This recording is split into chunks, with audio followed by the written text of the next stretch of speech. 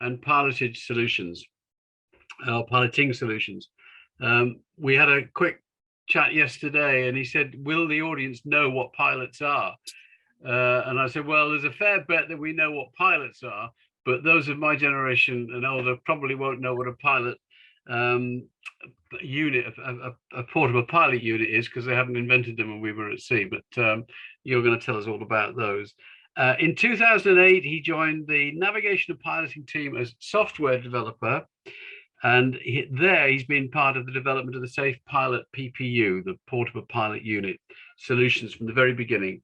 And over the years, he's participated in developing, delivering, and supporting the PPU systems of pilot organizations all around the world. Before we kick off, we'll have the normal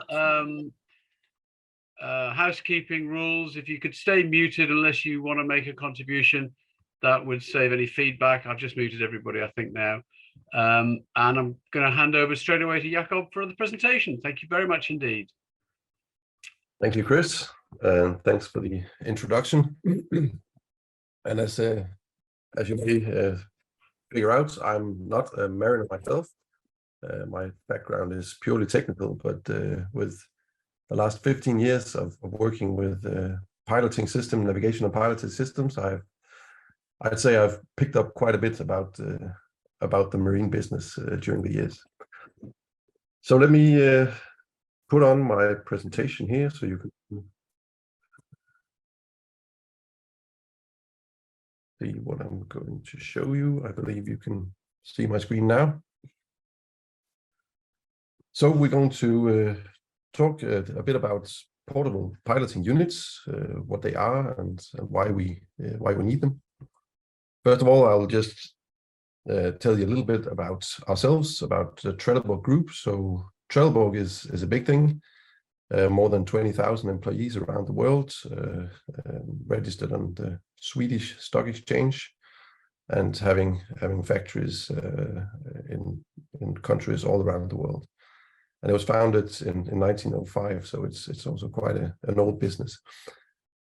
Trelleborg as such is mainly working in polymer solutions, so it's damping and sealing protection solutions for all kinds of businesses. We don't do consumer products as such, so it's delivering products as parts of other solutions and systems. As part of this big thing, we have a smaller division concentrated on marine things, marine systems. Probably the most known ones in your business are fenders, in which we're quite big, doing the rubber cones and rubber pads on the sides of the jetties for the ships to berth at. In Denmark, we're a small unit of around 25 people, focusing on the navigation and piloting systems. So that's technological systems and not rubber products. So we're kind of the odd one out there, not doing any rubber ourselves. So about us in Denmark, we were founded as a small company called Mymatic back in 88. In 95, at the beginning, we were doing hydrographic survey equipment and software for that, for producing sea charts and the likes. In 95, we started doing docking and mooring products with lasers and big mooring hooks and intelligent systems in that regard. In 98, we made the first PPU systems. That was just the hardware part of it, so the GPS sensors, and we sold that together with third-party software. So another company provided the software, the navigation software. In 2013, we started producing and selling our own software, SafePilot, which is a navigation app on an iPad. In 2016, we were acquired by Trelleborg, mainly because they wanted our navigation and piloting products as part of their portfolio, but also because they were already doing the docking and mooring systems that we were also doing. So we were competing back then. So they were buying a competitor out of the market as well. In 2017, we moved all our docking and mooring production to Melbourne in Australia. So today, from back then and today, we are only focusing on the GPS-based navigation and piloting products, and are expanding our portfolio in the areas around the piloting business and the PPUs. And our main markets today is obviously the pilots and the ports, also ship owners for some fixed install systems, tug operators, and the oil and gas offshore market we are working in as well. So to get to the real subject, what is a PPU? So a portable piloting unit consists of an iPad or a laptop. These days it's usually iPads they go with a chart display and navigation software on it to visualize the sea charts, the sea traffic, and various other information to the pilot. And then also one or more hardware units that provides the data either from the ship's own systems, from the AI's, the pilot plug, or it acquires its data from the satellites, the GPS satellites. And why do we need a PPU? Because every ship that takes a pilot will also be having its own navigation system, its own electronic chart display system, the ECDIS, which is standard and, as you know, mandatory on all larger ships, all commercial ships. But the fact is that even though these systems are standardized, they are different from ship to ship, from vendor to vendor. The user interface is different and sometimes a bit hard to figure out. So when the pilot enters a ship, if he had to use the ECDIS, he'd have to get acquainted with the system every time he gets on board a ship. Next thing is the data in the system. So the ship's navigation data and AIS system, which is feeding the data into the ECDIS system, is maybe not set up correctly. Ship size, antenna offsets, and stuff like that. And also the accuracy of the data is an unknown. On many ships, the accuracy, the quality of the equipment is not very good. And in some ships, especially modern newer ships, the GPS signal can be good, but worst of all, the pilot doesn't know.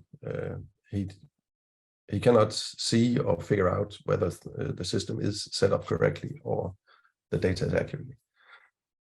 So in order to have a system that he is used to using, that he is confident with, and that he can trust and know how accuracy the data he's seeing is, he wants to bring his own navigation equipment.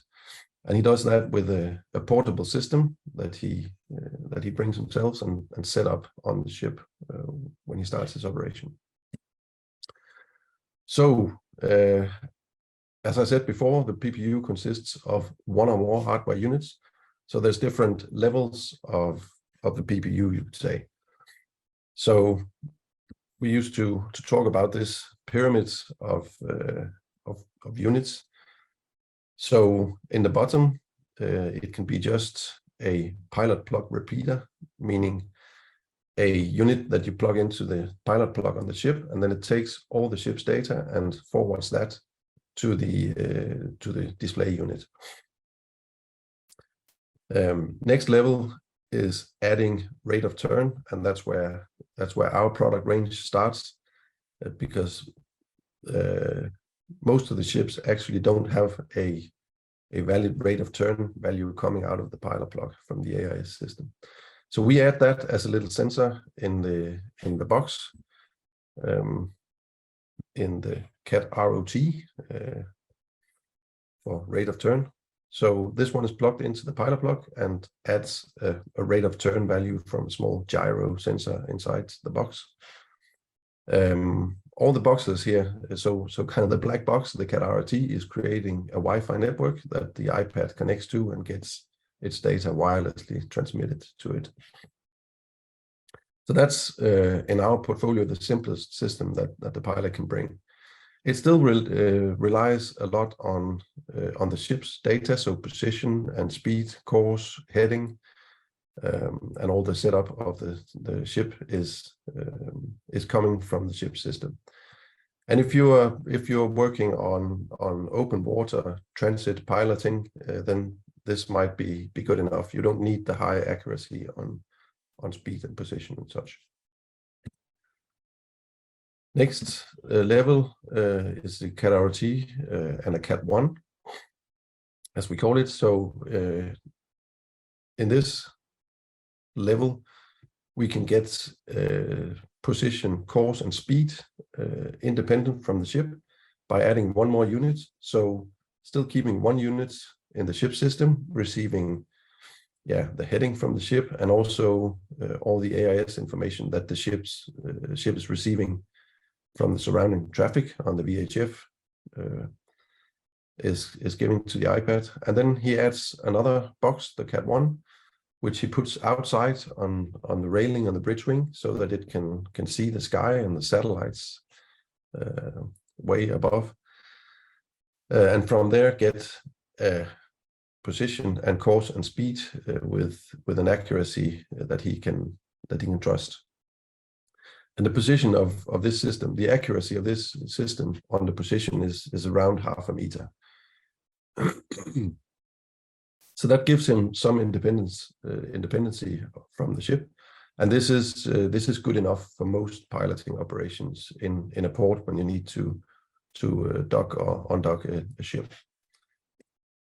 Then we can go one step further and go to the high-end systems, the Cat Max. So that's again a 2-unit system with 2 very highly accurate GPS receivers inside them. One of the units takes the position, and the other units gives a heading of the ship calculated from the relative position of the 2 units. So these 2 units both have to go outside. So there's no connection to the ship's pilot plug or the ship's system anymore. So we are completely independent. And you will see the 2 units each have an antenna. So the one of them, the heading unit, has an AIS receiver, a VHF radio inside. So that will receive all the AIS information from the surrounding traffic. So the pilot will get that information on his iPad. The other one, the position unit, has a UHF antenna, and that's for receiving GPS corrections from a shore-based reference station. And when receiving these RTK corrections, then we can get a position accuracy down to 1 centimeter, which is more than enough for positioning a ship in a port. But when we're doing big LNG tankers, for example, or offshore berthings side by side of LNG tankers, people tend to want the highest accuracy and the highest safety as they can possibly get. This is also used for rig moves and other special operations when you'd have to take big non-ship things in or out of a port. So these things don't have a pilot plug, so you can't get any information from the unit itself. So then you need this with the independent system. The last one is, if you want to go even further, you can get a second source on positioning. So that could be using a radar or a laser on the jetty. So that's basically like, as I talked before about the docking mooring systems that we've done before was laser based, and so then you'd have a second source of positioning on shore that positions the vessel. So that's kind of the range of different PPUs that we're producing on the hardware side. So on the software side, so on the iPad, we will have a software displaying the sea charts, obviously, and you can see your ship and its navigation along route navigation and various other operations like docking. You get distances to docking lines, and if you move into locks, you can get distances to sides and block gates and stuff like that. But most important in the software, you'd say, is the chart display. So that's kind of the basic component of the software, you'd say, and that comes in different flavors also. So the basic C charts is the S57. So that's the Admiralty charts that you will have seen on the ECDIS, and also what comes from the old paper charts. The standard way of displaying charts with the whites and blue colors for depth areas and channels, soundings, and everything. One of the challenges with these traditional charts, you would say, is the bathymetric information. So in this standard data model, which is standardized by IHO, the International Hydrographic Organization, is that the depth information is not very well specified in these charts. And also often these charts are, since they are provided by national hydrographic offices and needs to go through a high level and a long procedure of quality checking, they are updated fairly slowly. So in areas where you may need quicker updates on the depth on your bathymetric data, you might have to produce your depth, the depth portion of the charts more frequently. And to that, IHO has made a new standard, the S102, which is part of kind of an umbrella of standards called the S100 that describes a lot of different things around the navigation data, which is the sea charts, the depth data. It can be water levels, currents, underkeel clearance management, and a lot of other interesting stuff. The S102 is particularly interesting in the navigation software, since this specifies a very high accurate data. Of course, that depends on the level of the survey, but also very high density of depth data. So we can do a lot more detailed presentation of the depth information. You can see the two pictures in the bottom here, showing the depth data in two different ways. The one of them is the left one is kind of the traditional way, with the white giving the deep water and the light blue the shallower water. And you have the safety contours, the black and the red lines, a safety and a shallow contour. And because we have this high density of data, we can also visualize this hill shading, as we call it, the gray shades that actually give you an idea of the shape of the seabed. Furthermore, we can also do the contours with a very high detail. So in the S57, you'd usually see depth contours in intervals like 1, 2, 5, 10, 20 meters, which is not very good if you need to manage your draft and your underkeel clearance. So with the S102, we can actually do contour lines on an interval of 10 centimeters, which is pretty good. So we can actually do some very detailed charts on whatever you may set your safety contour, depending on your draft and your preferred underkeel clearance. On the right, we have what we call a heat map presentation, where you will have the green color, or actually the color representing the depth. So the red is the shallow water and the green is the deep water. And that also gives a pretty good picture of what the depth is where you're sailing.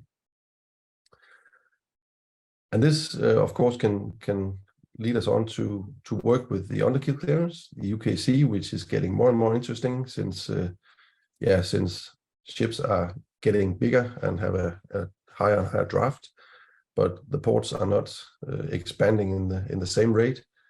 So there's an urge to get a better information about how deep is the water and how much underkeel clearance do you actually have, and to optimize that to get as much cargo in and out of the ports as possible. So what we do with the PPU, we are integrating for the planning side of it. We're integrating with different third-party vendors doing underkeel clearance management systems like the OMC in Australia and the Danish DHI, which are doing systems for this. So they take into account the port's geography and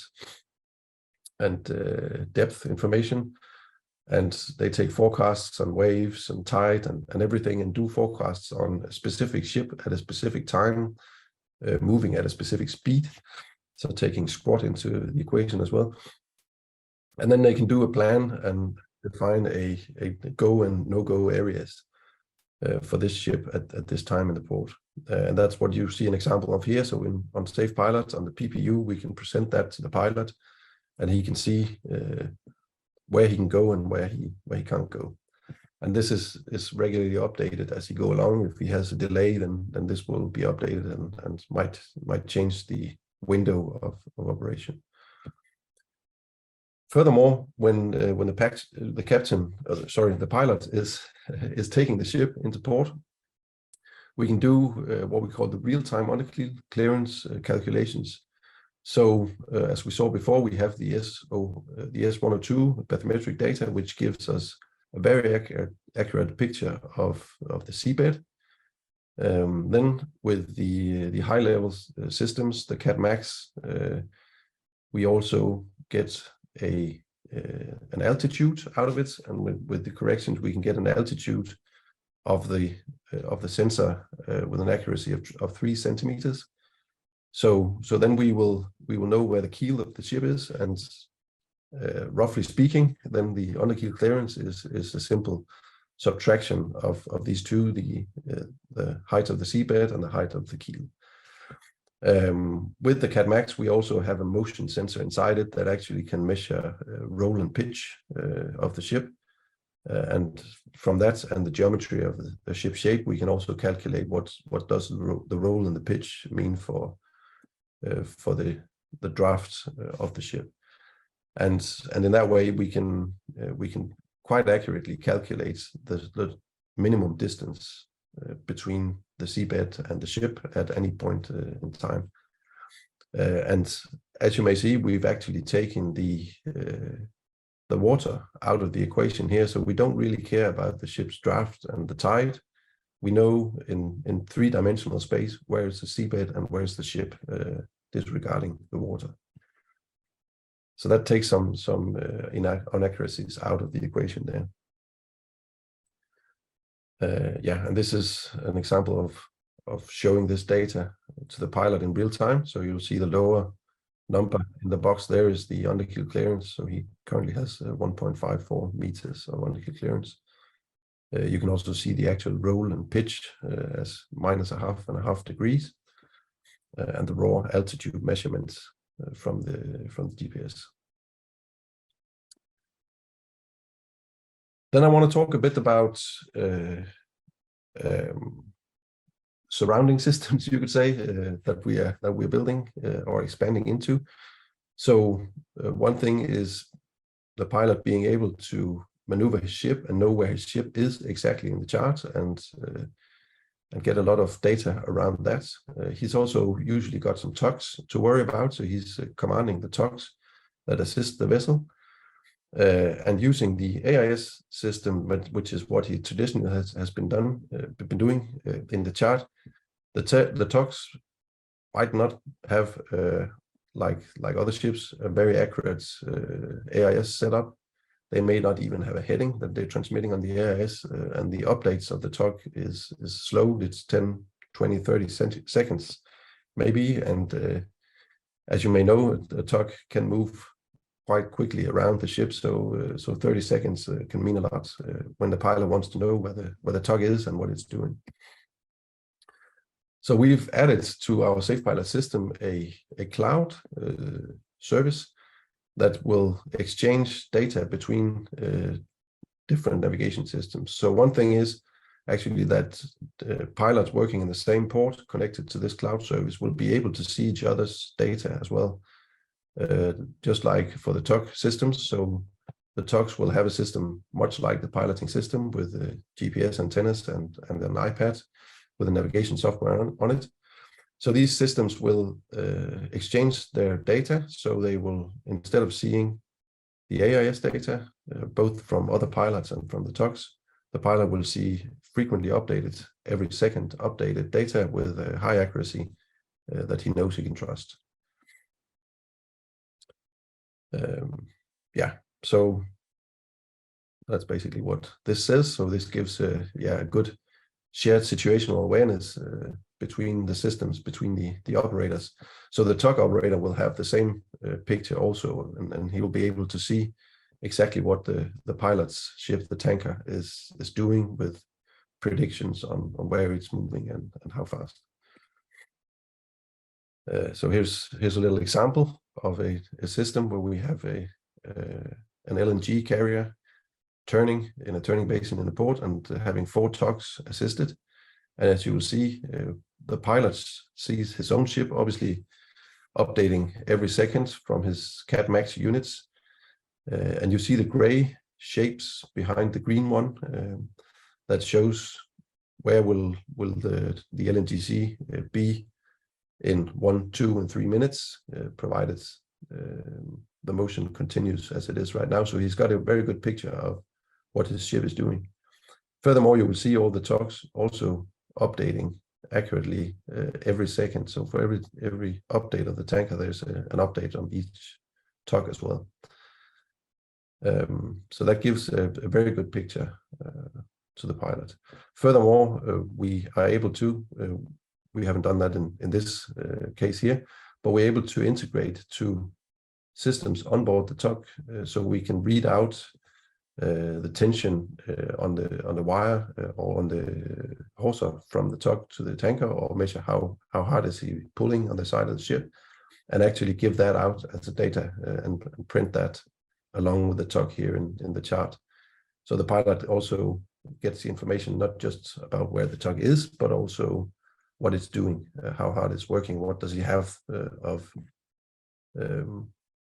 to do with if he needs a tug to push or pull harder than it does. That was my short presentation on what the PPU is and how it's used and some technologies around it. So thanks for that, and please ask any questions if you have. Jakob, that's absolutely fascinating, and certainly brings it to life. We've heard about these things and seen pictures of them, but to see the latest technology. There are some questions coming through in the chat box. If there's probably there aren't that many people online, so we can probably go to individuals to ask questions, which will be a lot friendlier. But just a couple of points first, if I may, of my own. The reference to S100 was really interesting, because our last Nautical Institute president, Gillian Carson-Jackson, gave us a presentation on that very subject quite a while ago, actually. It was in December 21. And that was the first time, I think, quite a few of us had really come across that. And then since then, there have been several articles in Seaways magazine concerning that particular move towards the new ways of data presentation. So my first questions are, and there's one similar to this in the chat box. To what extent are the systems hackable and resilient against that? Yeah, so the system as such can work offline. So it's not relying upon the cloud connection. That's for additional data, like data from other ships. And it depends on the requirements of the customer. We have customers using their own private cellular network. So the iPad needs to use a VPN to get into this network, and by that making it a closed and secure network. Otherwise, we are using the normal standard way of cyber security means, so using encrypted. You're probably not going to tell us what that is, but I can understand. That's standard TLS, HTTPS and stuff You're like right. that. Yeah. And the other question I had really was, going back to our own days at sea when it was a lot simpler and there wasn't all this stuff around. What it struck me is there a potential for data overload? I mean, that the amount of data coming into the pilot is just phenomenal. Almost second by second, the updates and the changes. Are there problems with pilots processing that amount of data, and can it lead to can it have undesirable consequences, unintended consequences? Yeah, of course. You need to focus on what's important in the operation. I mean, we do a lot on our user interface. Maybe you noticed that we've tried to do it very simple and very clean. We're filling the screen with mostly the chart and the ship in it, and then we have a few information on the sides of the screen which relates to the operation at hand. So when you're navigating along the route, you get your simple route information, ETA and stuff like that, and some motion information. When you turn to docking your ship, we remove the route information and present only the docking relevant data and stuff like that. So we are focusing a lot on removing clutter and information overload to keep it simple, because we know that it's important. So, and we have various settings also to clear things off the chart if you don't need to see all the buoys and lights, because you know where they are. You might only want to see your depth information and your ship traffic and stuff like that. So it's possible to customize the chart as well to remove as much information as you don't need. Captain Matheson had some questions, and Ian, if you want to unmute, you can ask the questions yourself. Thanks, Chris. I forgot what I've asked now. Okay. How do you first of all, Jacob, really interesting presentation, and thanks for that. And questions are interesting as well up to now. If you're undergoing sea pilotage and you lose the Wi-Fi, do you say you can use it offline? Did I hear that right? Yeah. So the system is kind of a closed network system using Wi-Fi between the CAT rod or the CAT unit and the iPad, and then the iPad will have a cellular connection as well on a SIM card using the phone what do you call it, mobile data system to the cloud. So it's kind of two networks, and if you lose the cloud connection, then the system works as it should. So that's kind of just using add-on information from the cloud systems.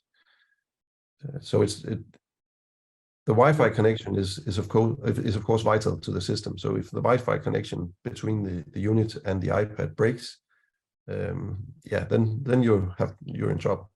Right. But that's a different thing. Yeah. And another question, if I may, Jacob.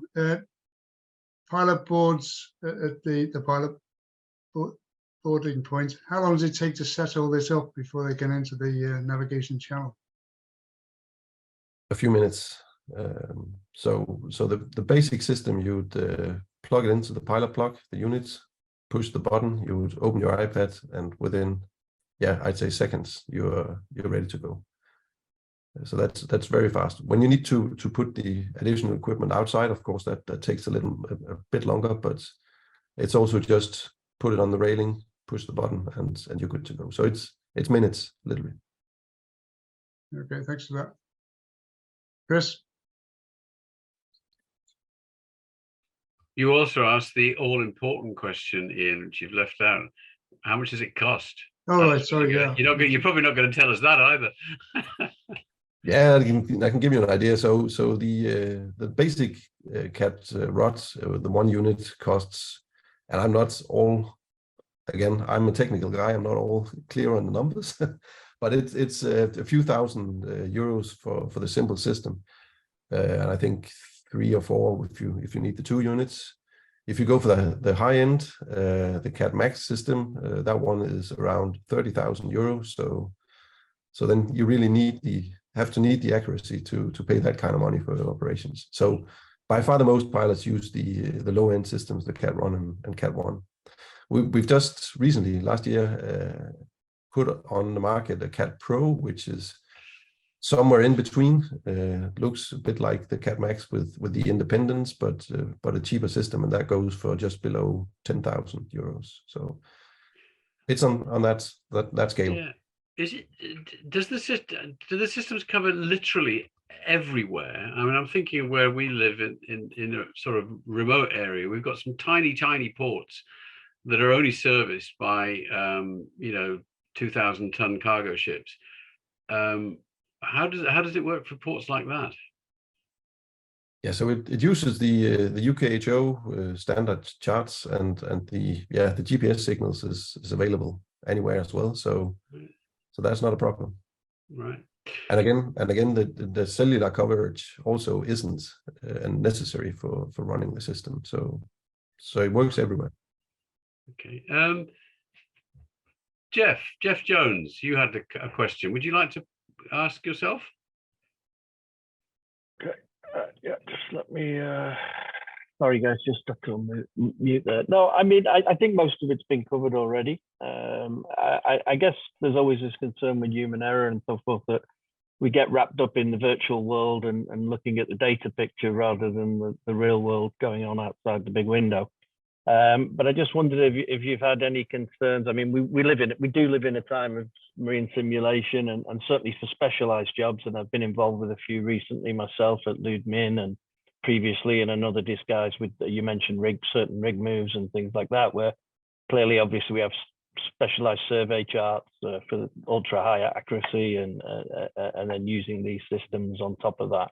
And you just wouldn't be able to do the job without them in that situation. But in a general port entry and pilotage use, I just wonder if you've had any cases of incidents that you know of where the pilot or the crew have become too wrapped up in the digital picture rather than the real world picture. Oh, not that I'm aware of. I know most piloting organizations say if you can't do the job without the PPU, you shouldn't do the job. So keep looking out the window and use it as an aid, right? Yeah. I mean, they are great aids. I mean, especially for specialized jobs, so they're invaluable. I mean, it clearly. Yeah. And Neil, your question was much along similar lines. Is there anything you'd like to add, Neil Salter?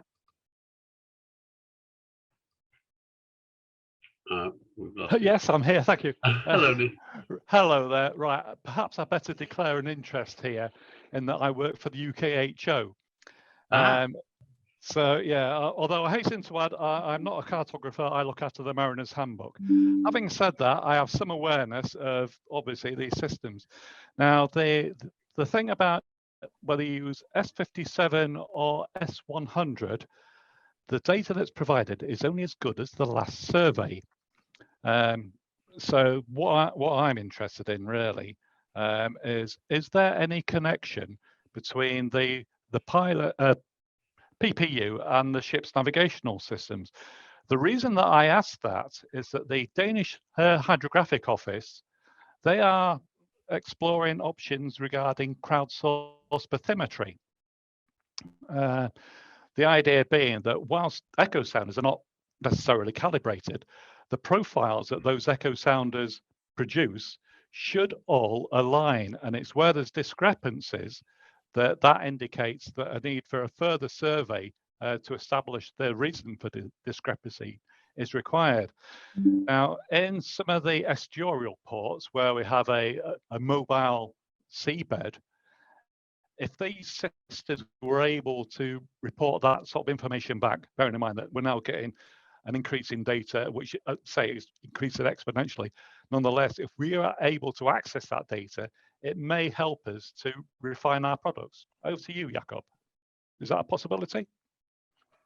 Yeah, sure. And we have worked with companies working in this crowdsourcing of bathymetry area and explored this information, and it is possible to set up a kind of a data stream, you could say, like as soon as there is a new survey available, it will go to a cloud service, and the iPad will download it right away and work on it. That's brilliant. Thank you for that, Jakob. Excellent presentation. Thank you. Thank you. And really nice to hear somebody from the UKHO, Neil. So thank you for your input there. We're all armchair pilots here. I certainly am. But we've got one online here who's doing the job. He's at the sharp end. Freak, you're a pilot on the Humber and have experience of this. Would you like to share your thoughts with us? You're muted at the moment. There we go. There you go. Don't use this end of the technology. So yeah, we got the system about what, 3-4 years ago, something like that. Quite helpful. With our surveys being done on the Humber, they get uploaded on the system. Takes about 24 hours. So the prediction is quite nice. You can set, I use mine on 2 minutes. You can set your own routes in, gives you your ETAs. If you have routes, it gives you meeting points for ships. So you know whether you're meeting them on the bend or a strait or wherever. And especially in the docks, if you set fender lines or the lock edges are surveyed, it actually gives you your centerline offset as well as distance from the lock gates. So for ships where visibility is not always the best, container ships and the like, it's just that added comfort that's in there. And if you have fender lines and the crew gives you, 20 meters and your system's saying 60, you can question what's going on. If they're saying 20 and your system's saying 25, fair dues. You've got a good idea then. Your system's pretty accurate. One critical point of these systems is if the ship's AIS antenna is not properly set in the system, it will show incorrectly on your PPU. So you've got to check that is correct. There's no way in this world where you can rely on your position being absolute through those systems, unless you have some shore-based system that feeds into where you are, similar to what you may have with a DP system. In addition to that, with the Humber being so big and notice to mariners and issues in ports and defective equipment and stuff, my system is plastered with little notes all over it, which you can add in. So I use, for notice to mariners for water depths, I use a blue color. For equipment issues, I use a yellow, and so forth. In addition, the simple information like telephone numbers, which you're trying to think where the hell is a telephone number, or which person do I speak to get off the dock, those kind of things are helpful. So I'm using it for more than just navigation. It's a whole tool for my job as such. Fantastic. For training purposes, you can pick the ship you've been on off the list, and you can replay it, and you can speed it up to about 10 times the speed. So if you've got trainees and you've got particular maneuvers you've done, which is a good example, for instance, Immingham on the ebb, you can replay that and and talk them through it as the ship does the maneuver through and into the lock. So when we do our pilot assessments, so if a trainee comes up to be authorized and they messed up their pilotage, or there's an area where you think, well, hang on, you can improve here. It's not just, oh, can you remember? It's you can actually go back and replay it and say, well, your maneuver here could have been. So that's where it's another helpful tool. Fantastic. Well, it's really good to hear it from somebody that's actually doing the job. It brings it to life. I think we could have done with that in my day. I can always remember a second mate talking the old man back in the ferry berths in Dover, and he was giving the countdown in meters, 20 meters, 15 meters, 10 meters. He suddenly realized as they approached 5 meters that he actually meant feet, which rather embarrassed the old man a bit. But we could have done with the system. Thank you, Freak. That's brilliant. David Gilmore, you had a question. Yeah, I was just wondering how the sensor reacts to different currents in Liverpool when they're docking. There are some odd back eddies and so on. and you were showing it predicting the movements when the ship's swinging. How would it cope with that? Yeah, so we don't take the actual current data into account when doing the prediction. So the prediction is only based on the current speed, course, rate of turn of the ship right now.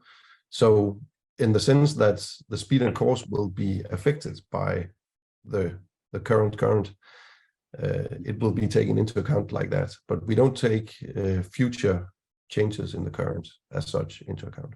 So the pilot has to use his experience then when he's going in certain Yes. parts. Okay. Neil Gardner, you had a case study which I think you wanted to possibly mention. What was all that about, that one?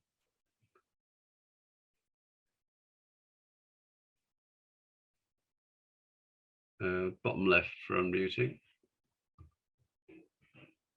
There you go. Yeah, right. There was a question about, has anybody focused too much on the digital and not out the window? The Ever Forward, a case in the Chesapeake Bay just recently, the Coast Guard report, for one, highlights the fact that the pilot spent most of his time on his mobile telephone and was also using, he's replaying a different voyage on his PPU instead of concentrating on where he was. The pilot stated that he didn't actually trust the boys in the channel. He would implicitly use his PPU, but on this occasion he had his feet up on the front and he was concentrating on a different voyage. Shortly before they ran aground, the third mate pointed out that his screen didn't match the ship's ECDIS. And that was within a minute of running aground. Basically, the pilot just wasn't aware of what was going on around him. He was just too focused on the wrong digital, not even the current digital, as a previous voyage's digital. He's now lost his pilot's license. So the point I think you're making there is that even with the most sophisticated systems in the world, if we're not showing sufficient attention, situational awareness, and using the kit properly, human error will still screw it up. Sure, you've still got to reference it to what you're seeing out the window. Yeah. Mark 1 eyeball still number one. Yeah, absolutely. Jeff, you asked a subsidiary question, a very brief one, about the approximate weight and size of storage for these things. How big's the kit? Yeah, how big is it? I'm sorry, I don't have it with me here, but you saw the little black box is like 10 by 15 centimeters and a few centimeters high, and so you bring two of those and an iPad, and that's it. Okay. So Maybe it's just a heaving line to get it on board, and nothing special. Presumably they're just carrying it in a shoulder bag, are they? Yeah. Okay. Yeah. Okay, thank you. All right. Does anybody else have any questions that they want to pose at this stage? I think we've run out of questions in the chat box, but if anybody wants, I've got a question. Great stuff. It's more for the group rather than Jakob. What these PPUs do is they bring a lot more information for the pilots. Is a lot more information than what the nautical chart for the port may have. So how does a master supervise a pilot who has more data? And when the pilot says, yes, we're good to go because I have better data than your chart, Captain, where does that leave the master when you've got this passage plan saying, I need to wait for the tide before I can get over this thing like that, but the pilot saying, no, I've got data showing that it's okay now because of the pressure, because of the flow into rainfall and river and water levels, or because we've had a new survey saying that that sandbank is no longer there. So the question is, how does a master supervise a pilot using this one source of data and the pilot's knowledge, and should he proceed using PPU? Because I've dealt with cases in China where a new part of the port's been built and they haven't published the chart to the IHO, so the charting authorities can't then provide a chart to the master. The pilots come aboard with his PPU saying, yeah, well, I've got the information, Captain, we can go. So it's a dilemma I've encountered in a number of cases, and I just wonder what people's views were on that dilemma. Alistair, could I just ask what your role is in this? Are you a practice? I say, as you know, I do consultancy Right. and things like that. So it's not an ongoing case. This is just a general observation of several cases I've encountered. Do we have, I mean, really crucial questions there. And I just wondering, do we have a practicing master who prepared to answer the question? Do we have and we've got Frick, a practicing pilot. Have we got any other practicing pilots? It'd be good to get their views. Do we have a practicing master online? Probably not, but we certainly do have a practicing pilot. Frick, what's your view on that? The question there is actually a very good one, because on the Humber, if you look at the official chart, it says past the bridge, they refer to local piloted service charts. So there is no, on the official chart, it only gives you a coastal outline and a colored out area, but there's actually no soundings or anything from the bridge going westwards. So that's all our own charts. We do bring on normally a paper chart, but our PPUs are updated. So we have the latest. Regarding the tides, every tide gauge we have on the Humber is actually fed into our unit. So I can actually click on, for instance, the King George Dock tide gauge on my unit, and it will give me a readout. And that readout, I can select whether it's fed into my water depths or excluded. So I normally have it fed in, and I have a safety contour and a shallow contour that I use actively. And then as long as, so in my case, I normally, as long as I'm in white area on my chart, happy days, I'm not going to run aground. If I get into the blue area, well, hey, wake up, you're going somewhere wrong type thing, or you've got nowhere else to go. So on the Wittens currently, which is just off Bruff, we have a 10 centimeter drying light. So everything's tidal, and our daylight under keel allowance is 20 centimeters. So it doesn't give us much room to play with on max draft ships at all.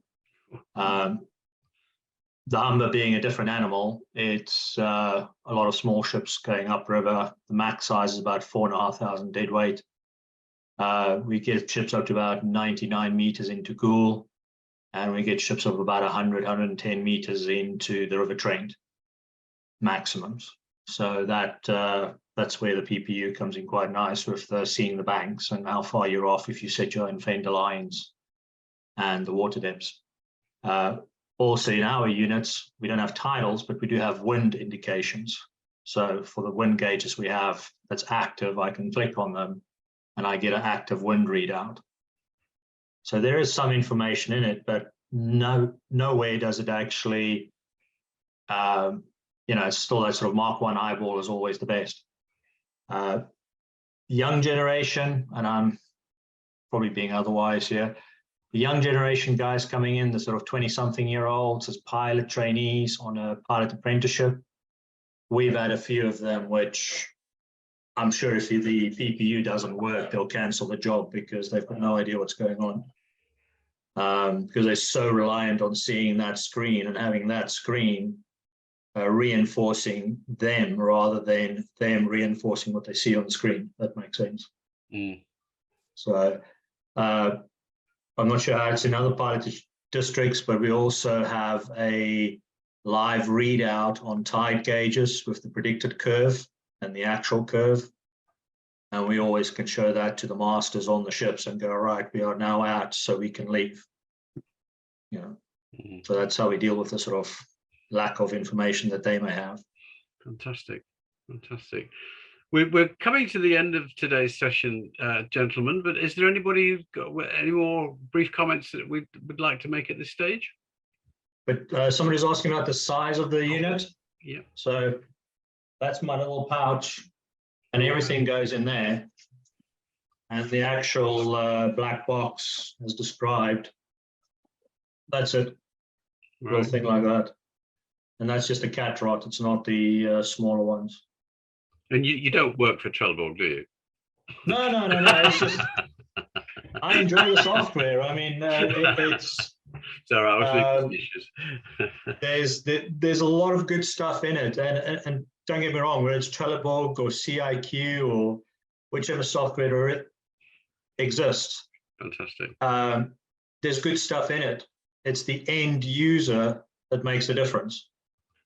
So DP systems. I got brought up on the old Sedgwick systems. I went over to Kongsberg system and looked at it and went, why you make it so complicated? So it's your opinion, it's your history, where you come from.